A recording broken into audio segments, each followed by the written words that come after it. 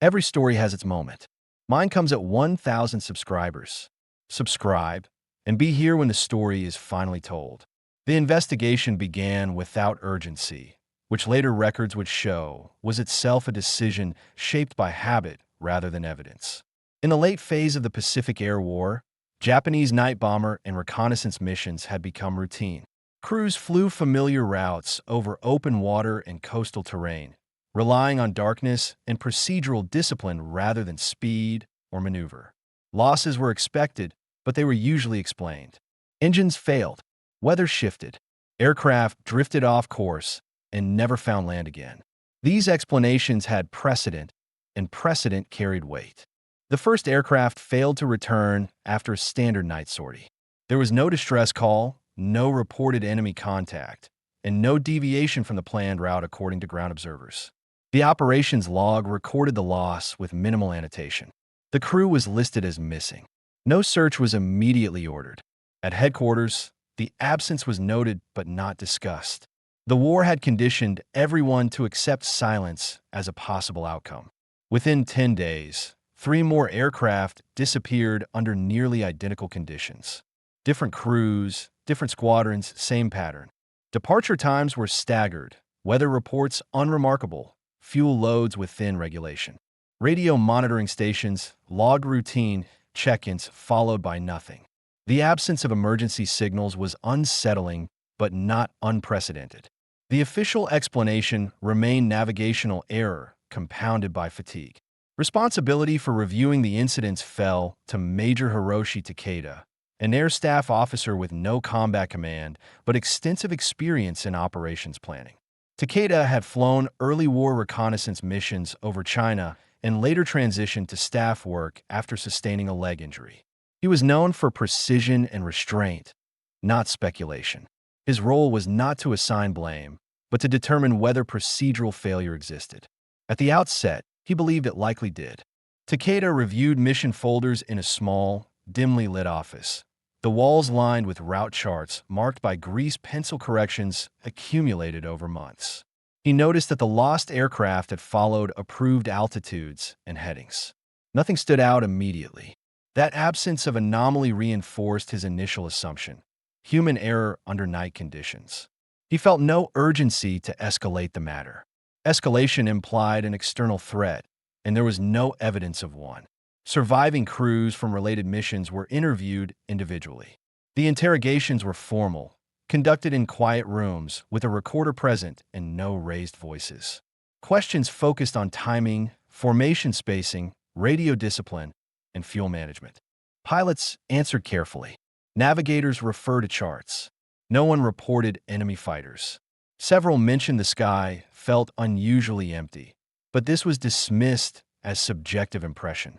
Night flying often produced such perceptions. One navigator hesitated before answering a question about engine noise heard off his left wing during return. He described it as distant and brief. Takeda noted the comment, but did not pursue it. There were too many variables at night, and pursuing vague impressions risked undermining discipline. He reminded himself that investigators were not there to validate fear. Emotionally, the atmosphere remained controlled. No one spoke of enemy innovation. To do so would imply that existing defenses had failed. The men involved understood the stakes. Assigning losses to internal failure preserved institutional confidence, even if it placed quiet pressure on individual crews. Several pilots left the interrogation rooms visibly tense, shoulders stiff, aware that blame, even unspoken, could end careers. Takeda felt the weight of that knowledge, but maintained distance. His responsibility was the system, not the men. Still, as he closed the final file that night, he noted the consistency of the losses in time and altitude, even though he did not yet assign meaning to it. He told himself patterns often emerged in hindsight, not in real time. Outside, the airfield remained active. Ground crews serviced aircraft under shaded lights. Engines started and shut down with mechanical regularity. The war continued as scheduled. Officially, nothing had changed.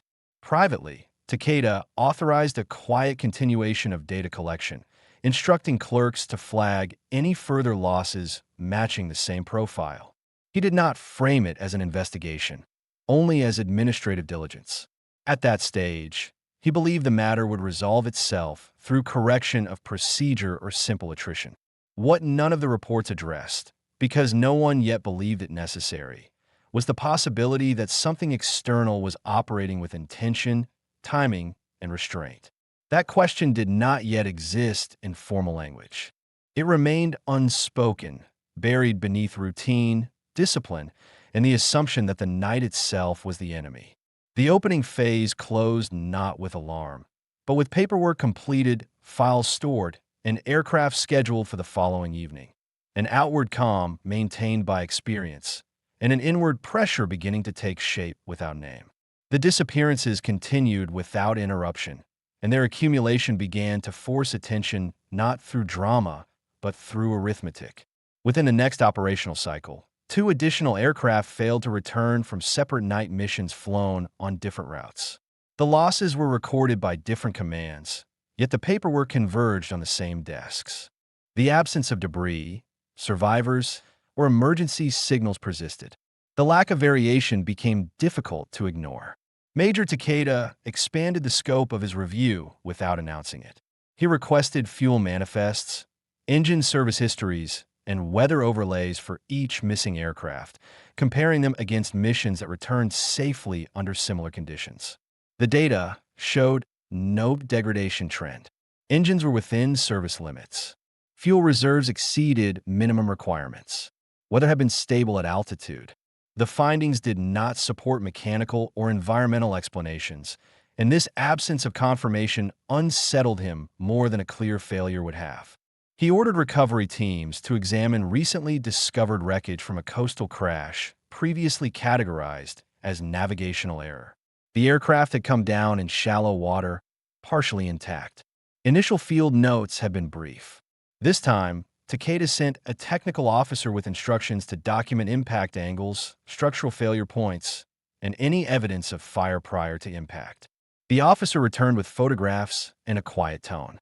The fuselage showed concentrated damage along one side, inconsistent with fuel explosion or structural collapse. Control surfaces were largely intact. The aircraft had not broken apart in flight. Takeda studied the images alone. He did not draw conclusions, but he felt the narrowing of options. If the aircraft had been under control until moments before impact, then earlier assumptions required revision. He noted the angle of descent and the absence of widespread debris. It suggested intervention rather than accident.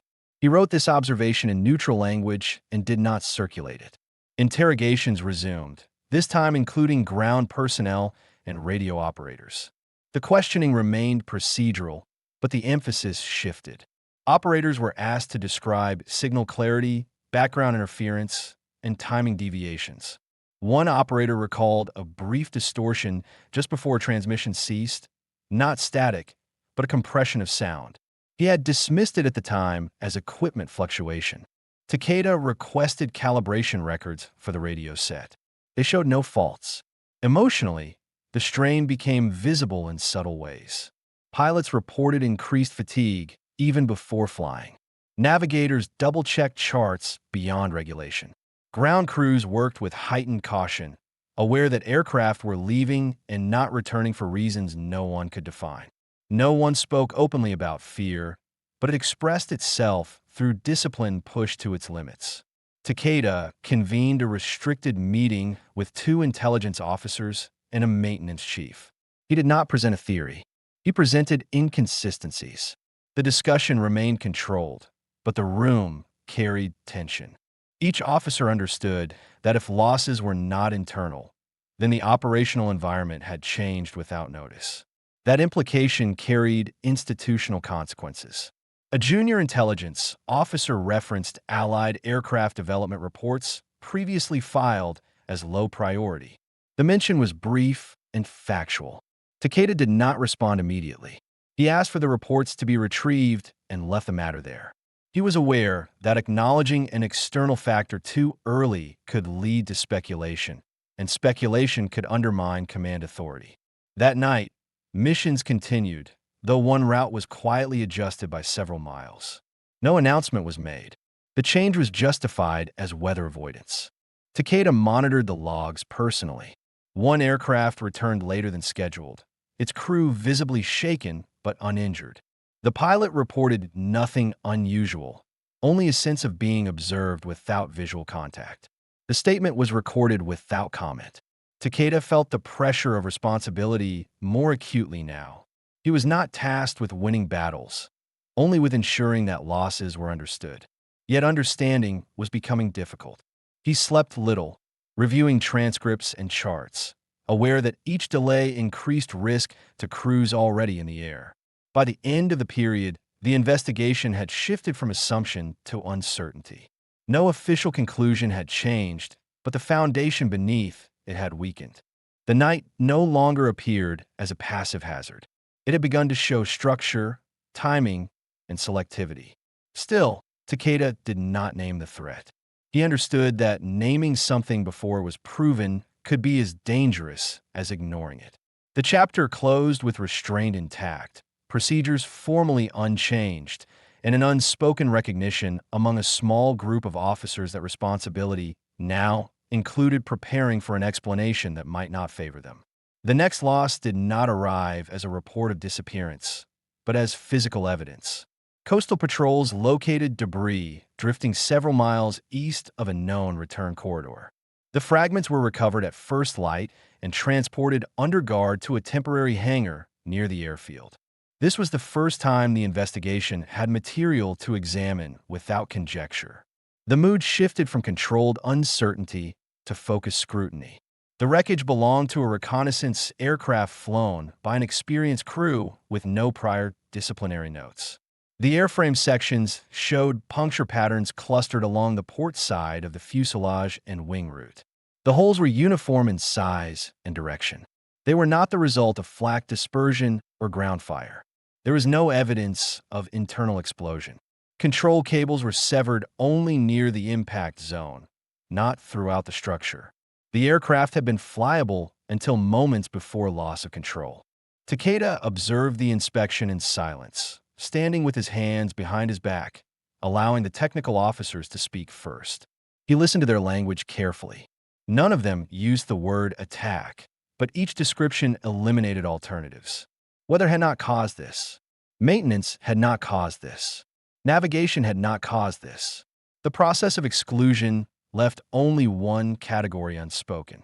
Ballistic specialists confirmed that the entry angles suggested fire from a position slightly above and behind the aircraft. The spacing indicated controlled bursts rather than prolonged engagement. Whoever fired had chosen when to engage and when to stop. Takeda noted this detail and felt the weight of it. Precision implied intent. Intent implied planning. At the same time, radio intelligence units completed a comparative review of the truncated transmissions recorded over the previous weeks. The timing matched the estimated moment of damage indicated by the wreckage. Signals did not fade gradually. They ended abruptly, without distortion typical of distance or interference. This suggested the transmitter itself had been compromised suddenly. The conclusion was technical, not emotional, but it carried emotional consequences. Takeda authorized a limited intelligence review of Allied capabilities without issuing a formal threat assessment. He justified it as due diligence. Reports from other theaters indicated experimentation with airborne interception at night, but no confirmed operational success had been acknowledged in the Pacific. These reports had previously been categorized as theoretical. Now they were reread with different attention. Interviews resumed, this time with crews who had returned safely from the same altitude band and time window as the destroyed aircraft. One gunner described seeing a brief shadow pass across cloud cover, larger than expected for a single-engine fighter. He had not fired. He assumed it was friendly or imaginary. The hesitation in his voice was recorded. Takeda did not correct him. He understood the cost of speaking certainty without proof. Emotionally, the crews were no longer neutral. Anxiety manifested in small, controlled ways. Pilots requested confirmation of escort timings that did not exist. Navigators asked for radar support that was unavailable. Ground crews lingered after engine start, watching aircraft disappear into darkness longer than necessary. No one refused orders. Discipline remained intact, but confidence had thinned. Within command, resistance emerged quietly.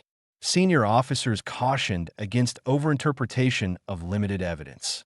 They argued that acknowledging an unseen enemy could disrupt operations more than the losses themselves. Takeda listened and responded with documentation, not argument.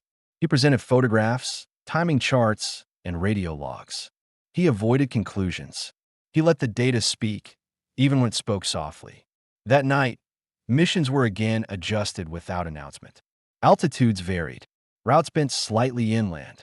The changes were incremental, designed to test reaction without signaling fear. Takeda monitored the results from the operations room, watching the clock, noting intervals between check-ins. One aircraft returned early with superficial damage along the tail section. The crew reported no visual contact, only a sudden impact followed by silence behind them. The damage was consistent with glancing fire, not collision. Takeda felt a tightening in his chest that he did not show. Survival, without understanding, offered no relief.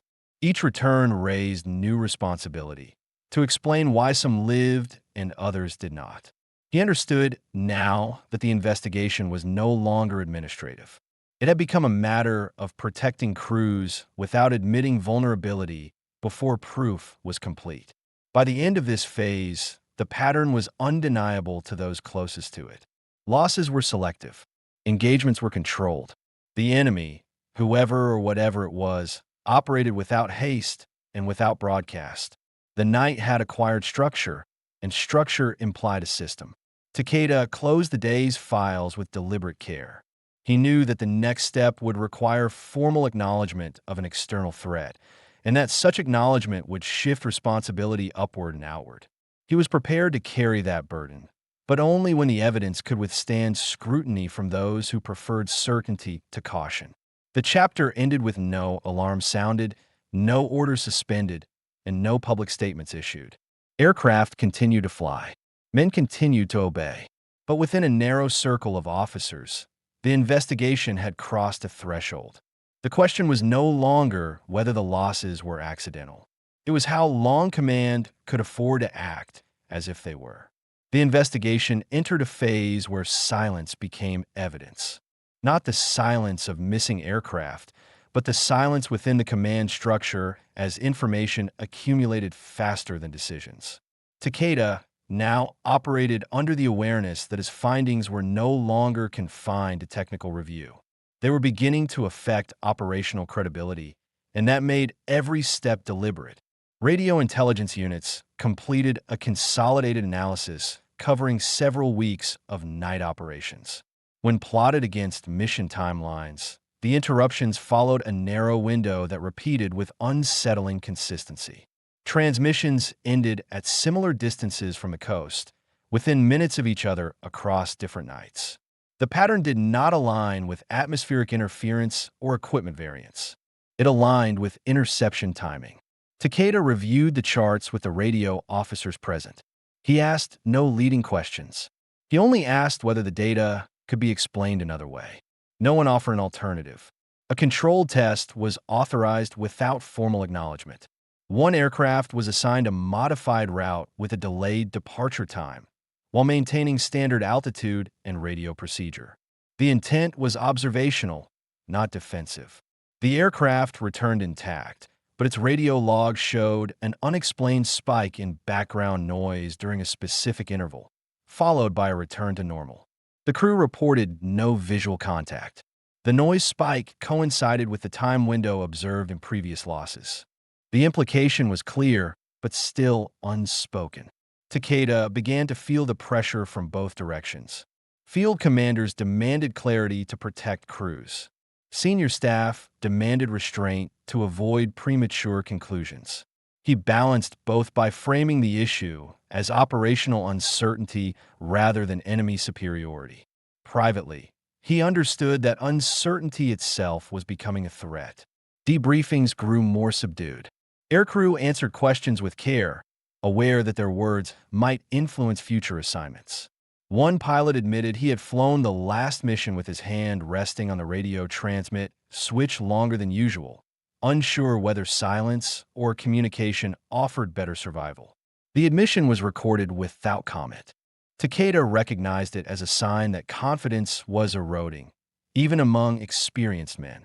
Maintenance crews reported no anomalies, but several noted unusual wear patterns on returning aircraft that had flown during the critical window.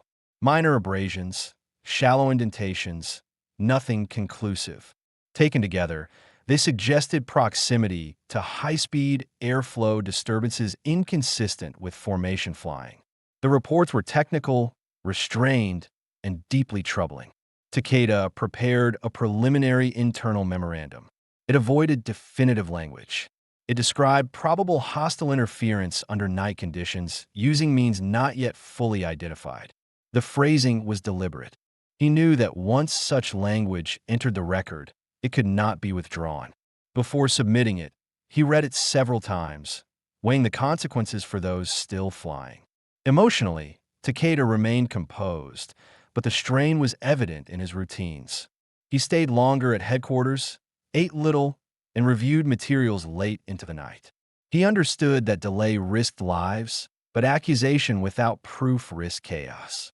The responsibility sat with him alone, and he accepted it without complaint. That same period saw subtle changes among the crews. Conversations quieted. Humor disappeared from pre-flight preparation. Men checked equipment twice without being told. The war had not changed, but their relationship to the night had. It was no longer assumed to be empty. A final incident closed this phase of the inquiry. A reconnaissance aircraft returned with a gun camera partially exposed, its casing damaged. The film was recovered and developed despite doubts about its usefulness in darkness. One frame showed a blurred mass offset against cloud cover, larger than expected, positioned exactly where the damage later appeared on the aircraft's fuselage. The image was indistinct, but its placement was precise. Takeda viewed the frame alone before sharing it.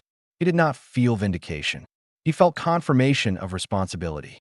The investigation had moved beyond probability and into obligation. The question was no longer whether something was operating in the night, but how long it had been doing so without detection. No announcements followed. Flights were not halted. The memorandum was submitted quietly and marked restricted. The machinery of war continued to turn, outwardly unchanged. Internally, however, the investigation had reached a point where denial was no longer functional. The night was no longer an unknown. It was an environment being shaped by an opposing system, one that acted selectively, silently, and without excess. The chapter closed with Takeda standing alone in the operations room after midnight. Lights dimmed, charts spread across the table. He knew that the next step would force command to acknowledge a shift they had not prepared for.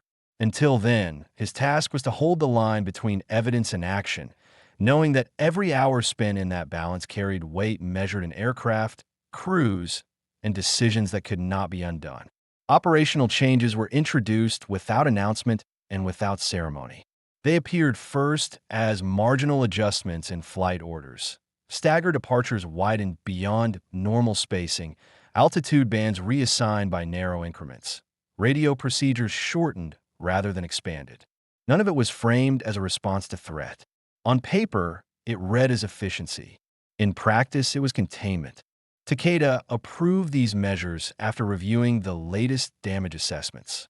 The shallow strikes along tail sections and wing routes suggested near-miss engagements rather than pursuit. Whoever was operating in the night was testing boundaries, not chasing kills indiscriminately. That understanding altered Takeda's approach. The objective was no longer explanation alone, but reduction of exposure while evidence matured. A crew returned shortly before dawn with their aircraft intact, but marked by a single penetration through the rear fuselage. The round had passed cleanly through without igniting fuel or severing controls. The pilot landed without incident, unaware of the damage, until ground crew pointed it out. The calm with which he accepted the news unsettled Takeda more than panic would have. It indicated normalization of risk without comprehension. The crew's debrief was restrained. The radar warning equipment had remained silent. There had been no tracer, no muzzle flash, no visible aircraft. The gunner described a brief pressure change and a sound he could not classify. He did not claim certainty. He did not request reassignment. His professionalism was intact, but his eyes remained fixed on the table as he spoke. Takeda authorized a focused technical review of Allied capabilities, this time with a narrower question. What kind of aircraft could approach unseen, fire with restraint, and disengage without pursuit? Intelligence officers presented summaries rather than speculation. Twin-engine platforms were discussed in general terms. Airborne interception aided by ground coordination was acknowledged as plausible. The language remained careful. No names were committed to record. Command response remained divided. Some officers argued that adapting tactics signaled weakness. Others pointed to the decline in losses following route dispersion as evidence that adaptation worked. Takeda reframed the debate by removing emotion. He presented loss curves before and after adjustments.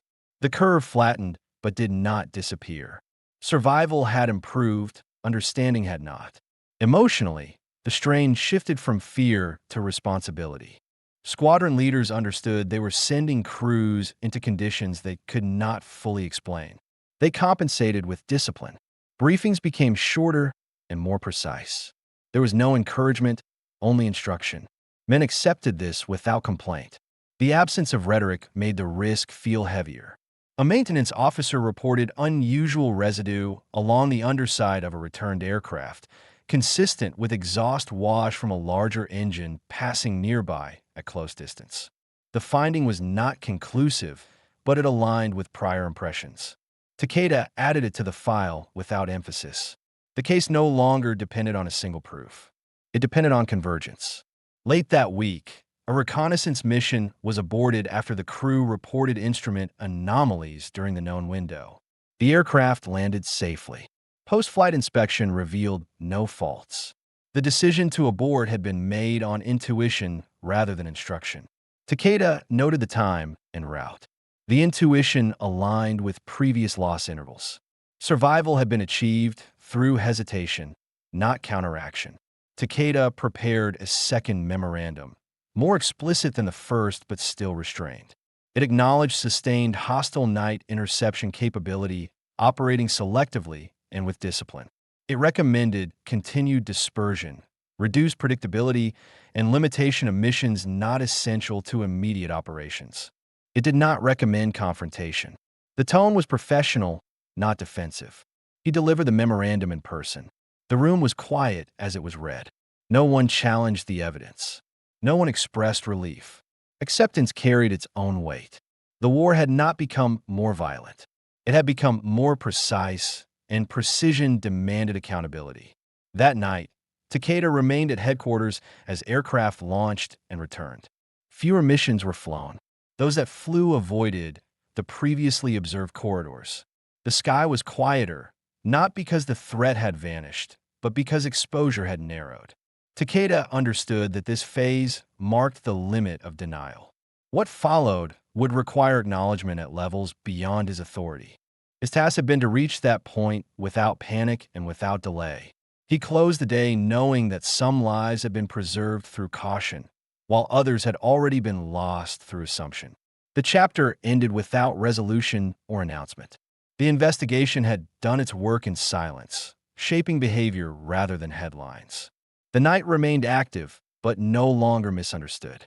The remaining question was not whether the unseen system existed, but how command would account for the time it took to accept it. The acknowledgement came without ceremony and without relief. It arrived as a signed directive circulated through restricted channels, formalizing what had already become operational reality. Night missions were no longer treated as routine extensions of daylight doctrine. They were classified as high-risk operations subject to strict necessity review. The language was restrained, administrative in tone, but its implications were final. Takeda read the directive alone in his office. It did not name the opposing system directly, but it described its characteristics with precision: radar-guided interception, multi-crew coordination, controlled engagement, and disengagement without pursuit. The description aligned with every compiled report, every photograph, every silence logged over the preceding weeks. The investigation had reached institutional acceptance. Responsibility was reassigned upward. Earlier assumptions attributing losses to navigational error and pilot judgment were formally withdrawn. Squadron leaders received written clarification absolving individual crews of fault where no procedural violation had occurred. The document was brief, but it carried weight. For many, it was the first official recognition that discipline alone could not overcome an unseen advantage. Operations were reduced further. Reconnaissance flights were consolidated and flown only when intelligence value justified exposure. Routes avoided previously affected corridors entirely. Altitudes varied unpredictably. The sky grew quieter by design. Losses declined to near zero, not through confrontation, but through withdrawal from conditions that could no longer be controlled. Takeda oversaw the final compilation of the investigation file. It contained no dramatic conclusions. It listed timelines, technical assessments, intercepted signals, damage analyses, and command decisions. Each section was signed. Accountability was distributed across departments, including his own. He did not seek exemption. The delay in recognition was recorded as a systemic failure shaped by precedent and overconfidence, not by negligence of individuals. Emotionally, the resolution was subdued. There was no sense of victory. Crews continued to fly, but with an understanding that survival now depended on avoidance rather than contest. Some pilots expressed quiet frustration. Others showed relief. None questioned the decision. The evidence had been sufficient. Takeda met with several squadron leaders in private sessions. He explained the findings without embellishment and accepted questions without defensiveness. The conversations were calm. The men understood that what had been lost could not be recovered through explanation, but that explanation still mattered. It determined whether future losses would occur for the same reasons. In the following days, reports from forward areas confirmed similar patterns and similar adjustments. The phenomenon was not isolated. It had simply been recognized late. Takeda added these confirmations to the file as annexes. The scope of the investigation expanded beyond his authority, but his role concluded with clarity. On the final night, recorded in the case file, no aircraft were lost. Few flew at all. The airfield was quiet except for routine maintenance. Engines were tested and shut down. Crews rested. The war continued elsewhere, but the night above this sector had changed character. Takeda remained at headquarters until after midnight, completing the last entries. He closed a folder, sealed it, and logged the time. There was no ceremony. He turned off the desk lamp and stood briefly in the dark, listening to the distant sound of surf beyond the perimeter. The investigation ended not with triumph, but with correction. Assumptions had been tested and found wanting. Procedures had been adjusted. Responsibility had been acknowledged without spectacle. The cost was recorded in aircraft numbers and crew rosters, not in speeches. The night was no longer misunderstood. It was understood too well to be challenged on equal terms. That understanding brought fewer losses and no comfort. It marked the end of uncertainty and the acceptance of limitation, a conclusion shaped by evidence, restraint, and the quiet weight carried by those who had taken too long to see what was already operating in the dark.